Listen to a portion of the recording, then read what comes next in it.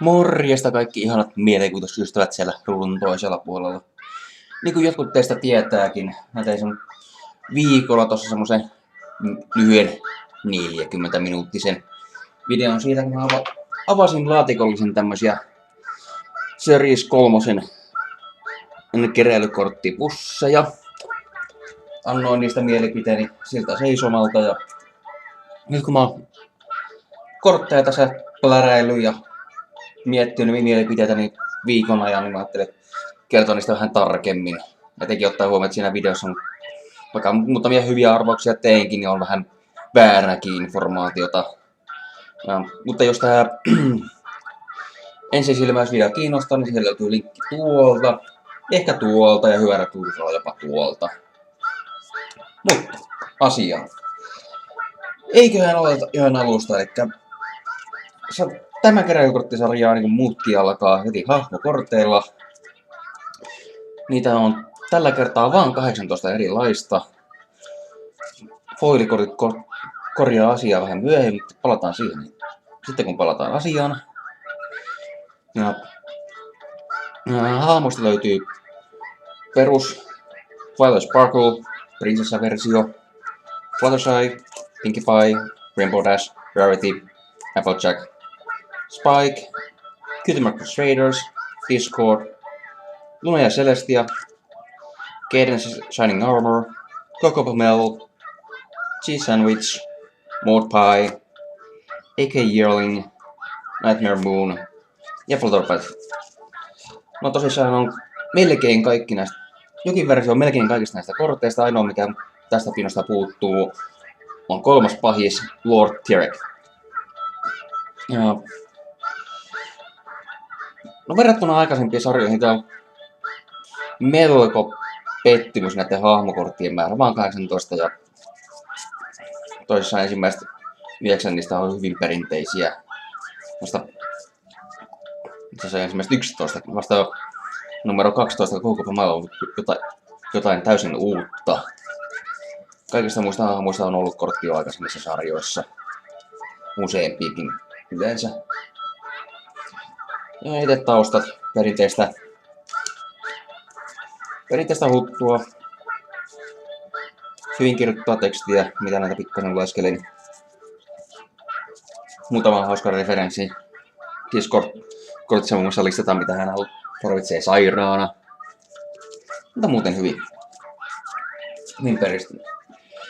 hyvin muiden sarjojen tapaista tavaraa. Seuraavana on sitten arvontakortit, joita on tällä kertaa vain 9 kappaletta, mikä tekee tästä aika pienen satsin. Toisaalta hyvä, koska ne suhteellisen tylsiä nämä arvontakortit yleensä. Ensi arviossa ehkä hiukan turhaan ankara näille. Verrataan edellisten sarjojen arvontakortteihin, meillä on paikkoja, joiden asukkaat on listattu. Ja ehkä hiukan mielenkiintoisempia taikaesineitä. Mutta näihin verrattuna nämä laulukortit on yllättävänkin mielenkiintoisia. Lyrikoita olisi saanut ehkä olla hiukan kattavammin, mutta tila näissä on yleensä aika kortilla näissä arvontakorteissa. Kuitenkin 1/3 takaosasta menee arvonnan selityksiin ja koodeihin.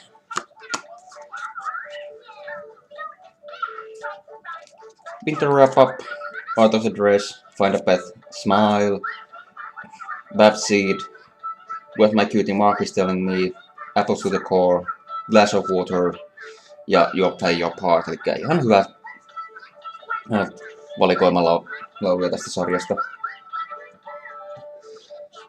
Ja sitten Series 3 eli Seasons Episodes-sarjan pääaihe-episodit. 91 erilaista korttia, josta minä sain tässä yhdessä paketissa 71 erilaista. Joka episodista oma korttinsa. Näitä löytyy.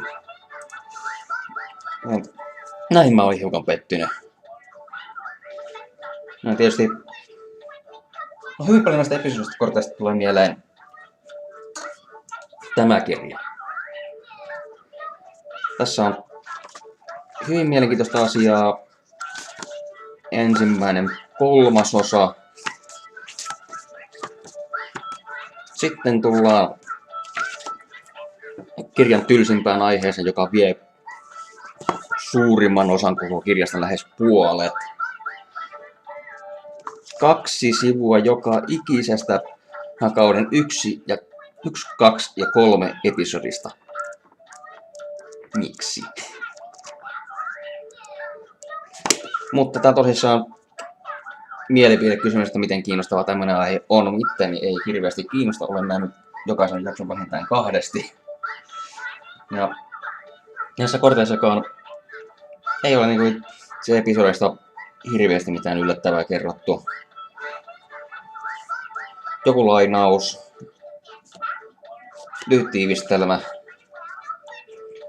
pari pointtia siitä, mitä episodissa on merkittävää tapahtunut, yleensä jonkin hahmon ensiesiintyminen tai joku laulu. Ja yksi trivia kysymys.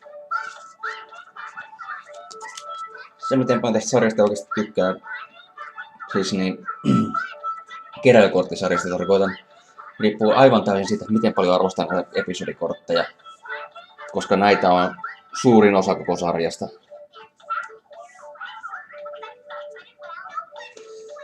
Loppu onkin sitten hiukan mielenkiintoisempaa, että joka pussissa tulee joko standi tai tarra. Ja nämä oli mun mielestä ihan hyviä. Standeja on tällä kertaa huimat 18.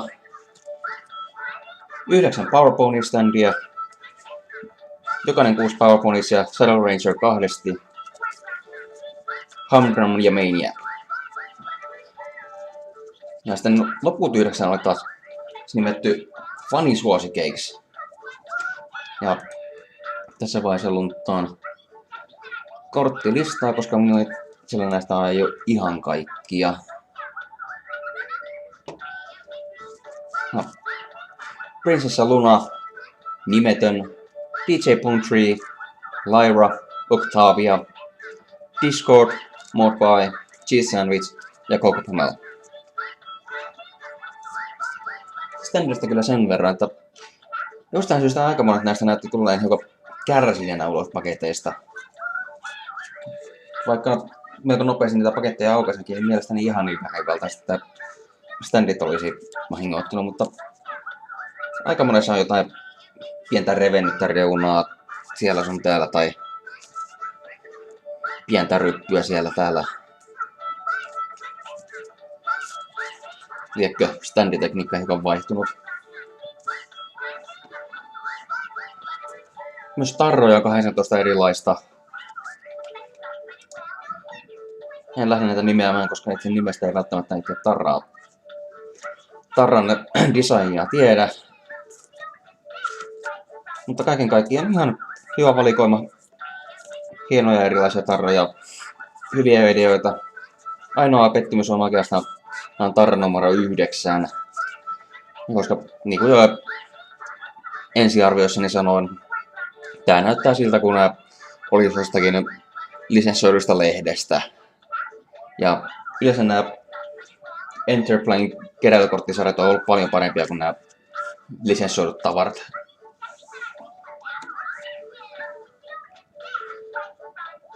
Ja insta-tatuointeja. 1 per pääponi. Tätä arvostin todella paljon heti kun näin tämän. Tätä tulee joku muu arvostamaan varmasti. Ja numero 9 ja 11 on mielenkiintoisia. En tiedä minkä takia kiinalaistyylisen mekkoon halusi 2 ponia pistää. Varmasti olisi jotain parempaa kieltä löytynyt, mutta tämä on tosissaan 2 pettymystä 12 erilaista ja muutenkin hyviä ideoita täällä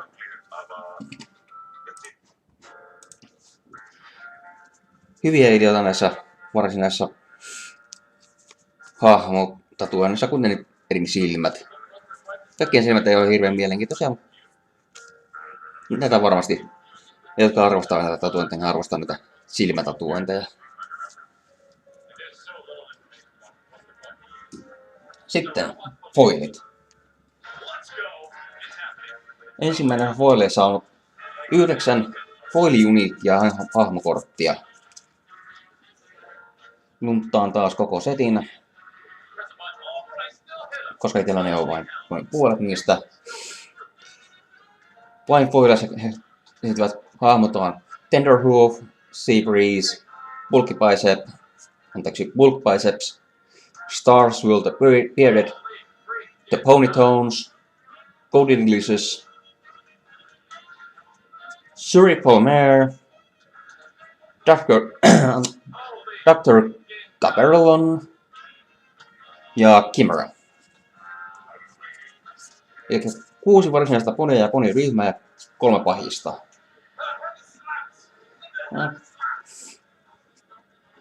Tää varmistan paljon sitä, että nämä foilit hiukan paikkaa ja muuten varsin vaillinaista hahmokorttisarjaa.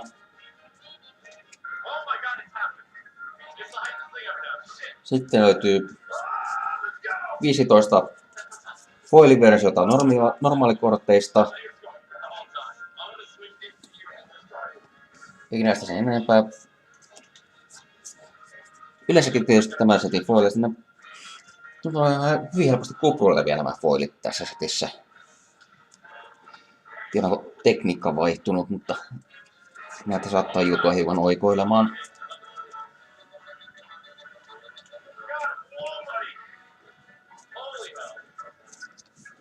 Ja 2 foilipalapelista sen verran, että Cheese Sandwich palapeli näyttää todella hyvältä. Ensimmäinen itse kuva on hyvin valittu. Foilaus näyttää ihan hienolta. Ja joka kortti on laulu. Ja toisessa siinä episodissa oli 6 eri laulua. Mitä taas tulee Rainbow Power foilikortteihin? Näissä on takana kukin pääkuusikon hahmuista. Ja etupuolesta täytyy sanoa, en tiedä johtuuko foilaustekniikasta, mutta itse foili näyttää todella hienolta. Videollakin varmasti näkyy, miten se eri valotuksessa näyttää hyvin erilaiselta. Mutta sitten itse nämä kuvat näyttää hyvin sumuiselta ja värit haalistuneelta. Tää ei varmaankaan ton näyttämään kovinkaan hyvältä valmiina.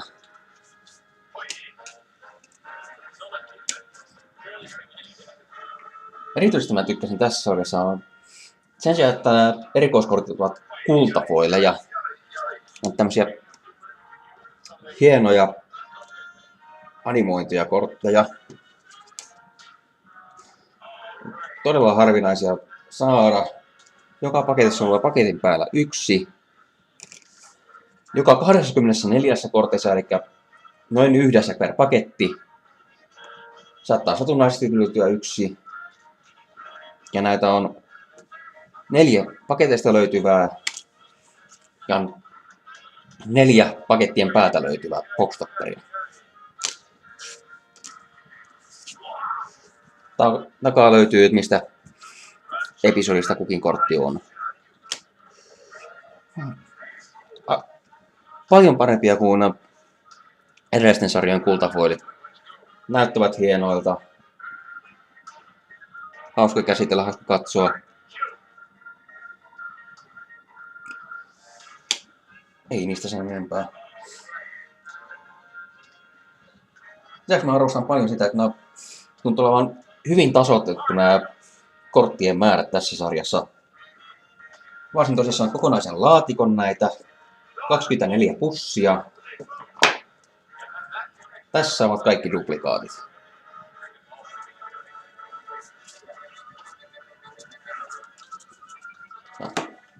Tässä ovat kaikki duplikaatit, otetaan koodikortit pois.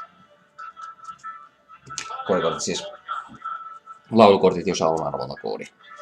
koska näitä on vain 9 erilaista, näitä tulee varmasti 1 per pussi, joten niistä tulee varmasti paljon duplikaatteja. Ne pois lukien, niin mielestäni tosi hyvä määrä duplikaatteja ottaa huomioon, että nämä ovat kaikki duplikaatit yhdestä kokonaisesta paketista. 2 duplikaattifoilia. 3 duplikaattihahmoa. Muutama duplikaattiepisodi.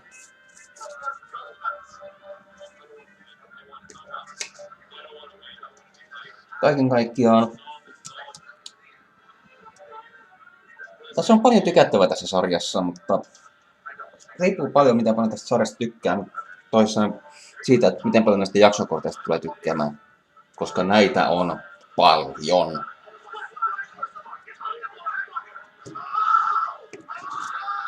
No, yksi pieni huomio jaksokortteihin vielä.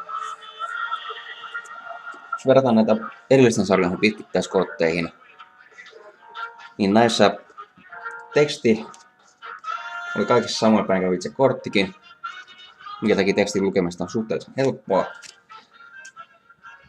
Etenkin jo kansioasettelemisesta. Näissä taas